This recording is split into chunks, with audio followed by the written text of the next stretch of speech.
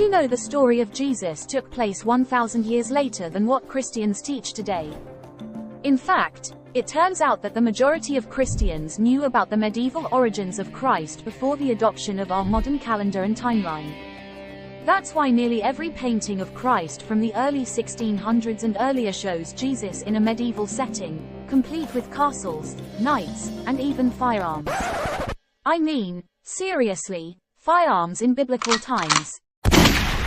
The person I'm about to talk about was a self-proclaimed leader of the flagellants. There was this guy named Conrad Schmid, Konradschmid, Conrad Schmid, who was a self-proclaimed leader of the flagellant movement in Germany during the 1360s, and he died in 1368.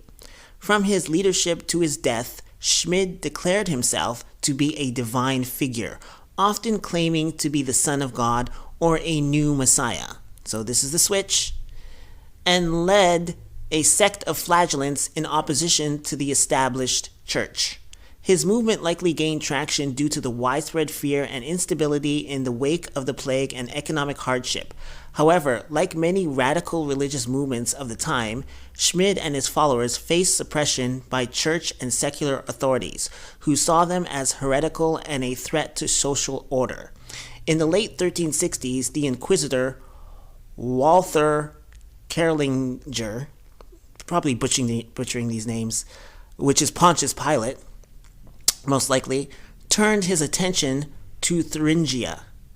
In 1368, 40 flagellants were arrested in Nordhausen and 7 were burned, one of who appears to have been Schmid.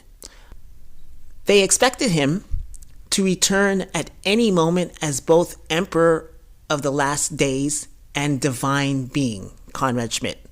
Now, does that sound familiar?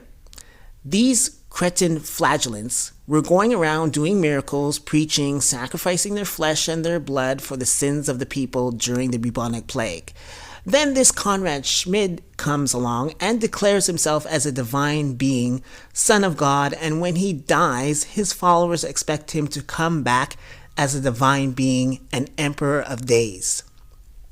Now, how could these religious, fanatical Christian cretin zealots believe in that if so-called white Jesus already existed? There's a massive, massive deception on this planet that we need to expose. All the major religions have to be challenged on their narrative about history. We have to stop the gatekeeping